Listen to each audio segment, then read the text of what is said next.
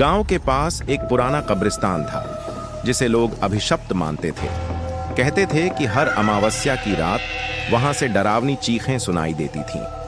कोई नहीं जानता था कि ये चीखें किसकी थीं, लेकिन जो भी उन्हें सुनता वह कई दिनों तक बीमार पड़ जाता।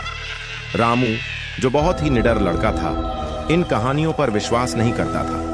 एक रात उसने हिम्मत करके इस रहस्य को जानने की ठानी और अपने दोस्तों के मना करने के बावजूद कब्रिस्तान चला गया। जैसे ही वह अंदर पहुंचा, एक अजीब सन्नाटा पसरा हुआ था। हवा भी ठहरी हुई लग रही थी। कब्रों पर जलते हुए दियों की रोशनी रह रहकर मंद पड़ रही थी। अचानक ठंडी हवा का झोंका आया और रामू को ऐसा लगा जैसे किसी ने उसका नाम पुकारा। वह चारों ओर देखने लगा, लेकिन वहां कोई नहीं था। तभी सफेद धुंध में से एक काली परछाई धीरे धीरे उसकी ओर बढ़ने लगी। उसके बढ़ते ही दर्द भरी चीखें गूंजने लगी। रामू का दिल जोर जोर से धड़कने लगा और उसने वहां से भागने की कोशिश की, लेकिन तभी किसी ने उसके पैरों को जकड़ लिया।